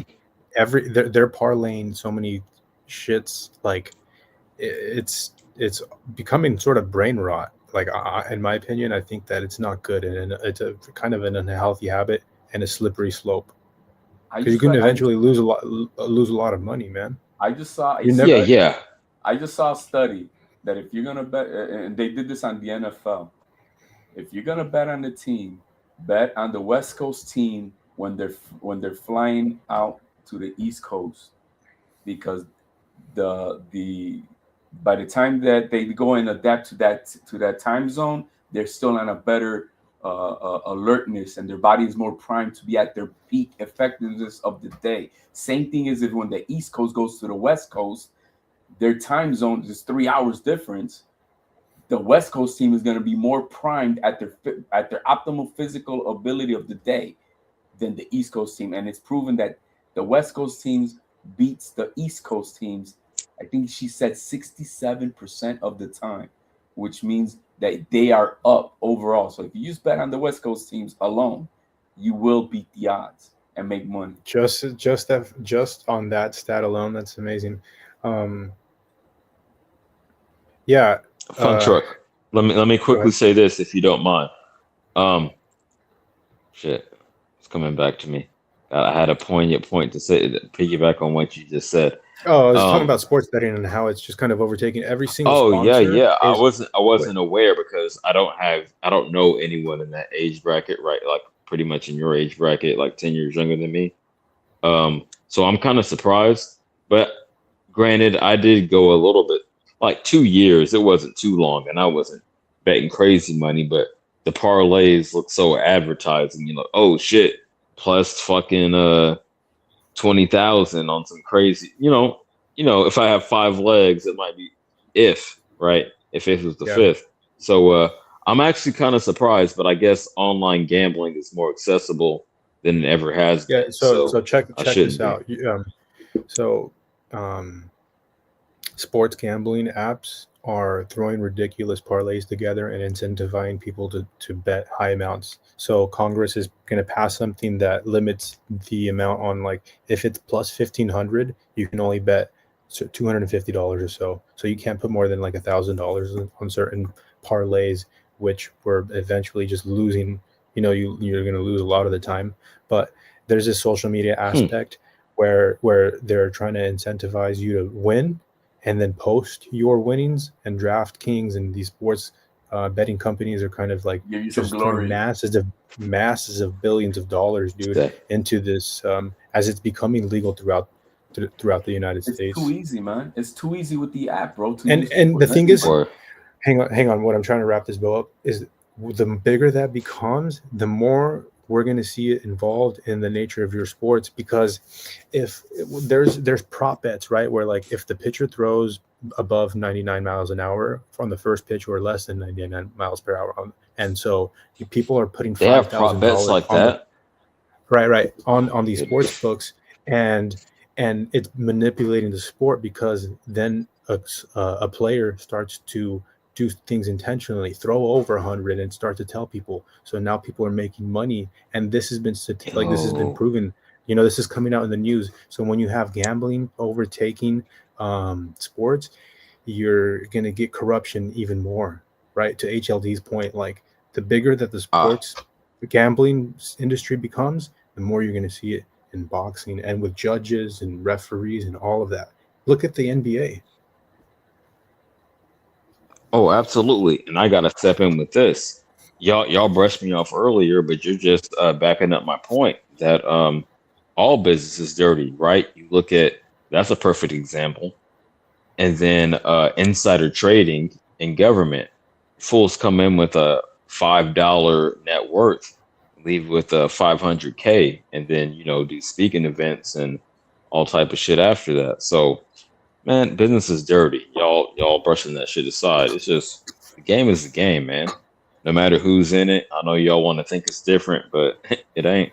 It can The be dirty. game The thing is is, you don't game. know when it is and when it isn't, and that's the problem. You don't know when it's gonna be. Oh, I know it's Or how always much, or dirty. how I'm gonna much, play it like that. or I'm how not much. saying I'm gonna do some fucked up shit, but I'm gonna suspect everyone of doing some fucked up shit.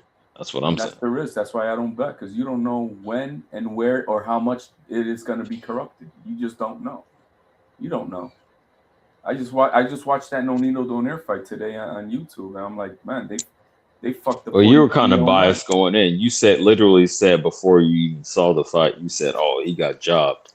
He got Said jobbed that because I shit. saw the effects of what was going on. I haven't even highlights. seen it. Granted, I haven't seen it, but you said that off top, so I'm just saying. Yeah, and you look at the You already scorecard. had your mind made up. One of the judges already had it 116, 111, I think, for Nonito.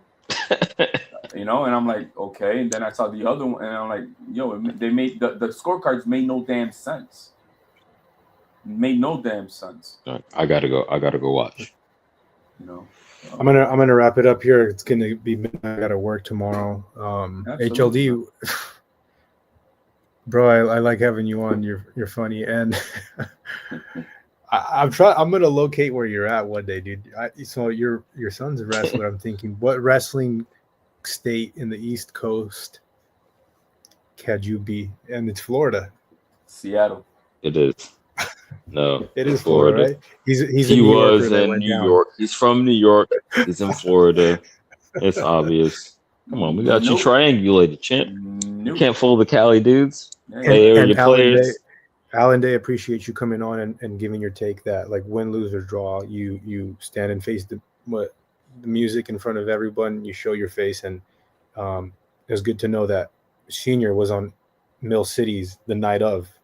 Fucking A. Mm-hmm. Appreciate you, CJ. And, first man. Live, I'll support you. Support me. Really good live. No, CJ, you support Marco and other channels a lot when you put down your dollar. So I gotta respect that. When you are you sub to my shit though? To your channel? Yes. If I'm not, that's the least you could do. I think I am. I think I am. I don't know. I actually don't know, but okay. Man, shout out I think to you. I am. Either way, man, I fuck with you. Yeah, good conversation, dude. Best of Alan luck. the lawyer. Hey, subscribe. Hope you have a good night. Subscribe to mine, man. Later, guys. Fuck you, HLD. I'm just getting my feet off the ground. Subscribe to mine. These are my people. Yeah. These are my people. No, real quick. I don't give a fuck. Real quick. But my intentions with the live, I think I do want to bring a little bit of some sort of segments or some other structure to like to my lives and get some interviews. I think I can get some good interviews. Yeah, you talked about it. As you should. I'm on the same track. Yep. Okay. Absolutely. You know, I think Bill Haney's would be like my dream interview within the next year. I got no connections to him. I'm not gonna lie. Because cool. I have some connections to him, and I think like we'd have a good conversation. He's always reaching out to people, like giving his number out on the Boxing Voice. So maybe I'll get him, when I'm a little bit more established. But I do want to continue this. I think it's going to bring out a creative side of me, and appreciate everybody coming on. Hope you guys have a good night. Absolutely, Funtruck. I'm sure it will, homie. Best of luck to you. Absolutely. Thank you. Peace. One.